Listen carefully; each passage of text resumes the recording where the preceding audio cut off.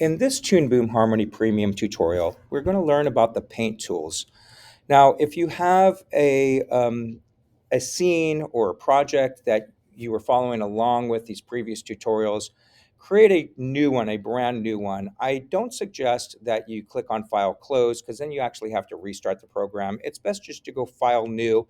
By the way, there's multiple ways to do a new file. As you can see here, you could go File New. You could also do Command N. As I said, anything on the right side that has just some symbols are keyboard shortcuts. So you could hold down Command N, or also there's some symbols right here in the upper left-hand corner. It looks like a white piece of paper with a folded corner. That is also new. You could do any of those to create a new scene. I'm going to go ahead and call this Paint Tools. I'll do a space so you can see instead of the space, there's the underscore. As I've mentioned before, Harmony does not use spaces. So I'll do Paint Tools and accept all the defaults. I'll click Create there. Oh, sorry, I'm just going to call mine Paint Tools 1. You don't have to do that. I'm going to not save the previous one. And then what we're going to be looking at here is over on the left side, this is the paint tool. You see that there's that white uh, triangle in the bottom right-hand corner, just like on the shape tools, which we looked at in a previous tutorial.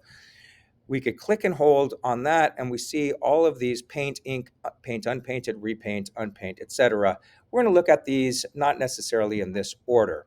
But first, there's some preferences that we need to change here. And I want you to look over on the right side before we get into the preferences to the right of the camera view. You'll see here at the top, we have Preview All Art Layers, which we'll look at. This next one is the Line Art layer. This is the color art layer.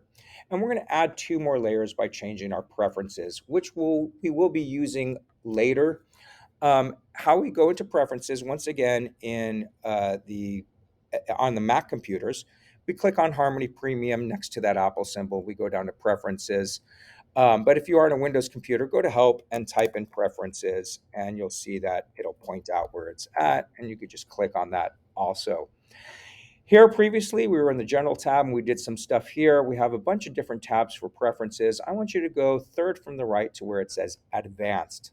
Click on Advanced, and under Advanced Options, it says Support Overlay and Underlay Arts. So we'll click on that, and actually I'm going to move this out of the way.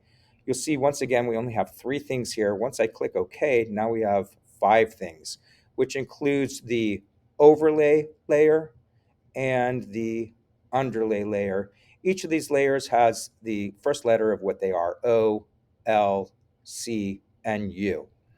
I'm going to click on the line art layer. Now, what we're going to do here is we're going to import a drawing.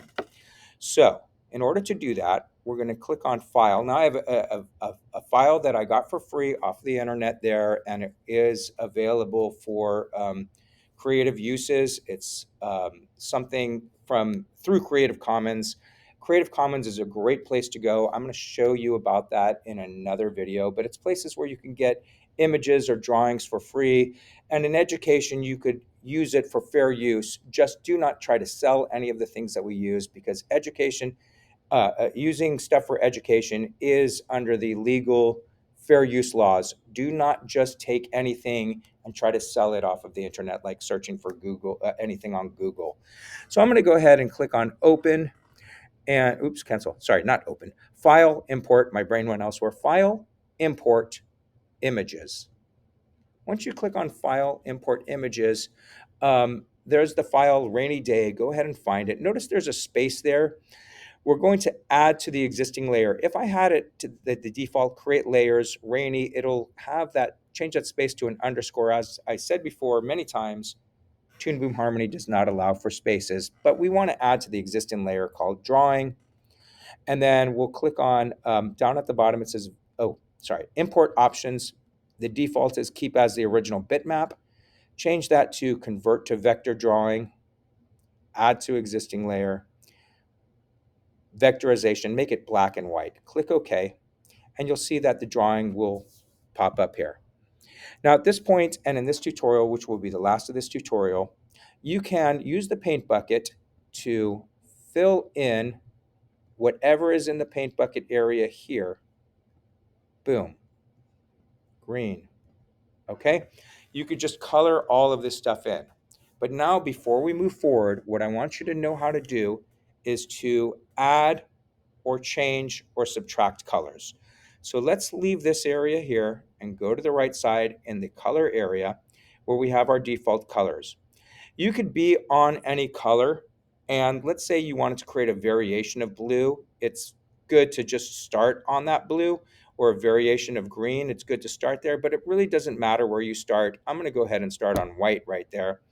And what I'm going to do is click on the plus sign, add color. You'll notice that at the bottom, it adds another white one, exactly the same, but now it just says new 0. We want to rename this to something that it is. Now, for now, I'll say go ahead and change it to the name of the color. So double click and call this one orange. However, usually what we would want to do when we're working within a certain scene is to say what this color is attributed to. So if I have somebody with red hair, I would actually put this as either girl's hair. And in this section, it does allow for spaces, by the way, and also, as you notice, the apostrophe right there, it'll allow for that. And so now I know, rather than that just being red, I know this color has to do with the girl's hair. I'm going to come back to that in a bit, and I want you to go ahead and rename, go ahead and paint the hair red and then rename it girl's hair. Come down to orange and then double click on that white spot. You'll see here we have a color picker. Now this is a single wheel mode. It doesn't say that anywhere, but I know that because there's only one thing here and we're looking at that. It kind of gives you a bit of a limited palette here. You can find orange in here and that would work, but even better, I like the multiple wheel mode. So I click on that and you see here up at the top, we have hue, H-U-E, that means color. And I could change through all the colors. As you can see on the left side here, it's changing through them. And I could find the orange area, and I could actually use all these different hue, red, green, blue. Red, green, blue are the basic colors in light, in the color wheel of light.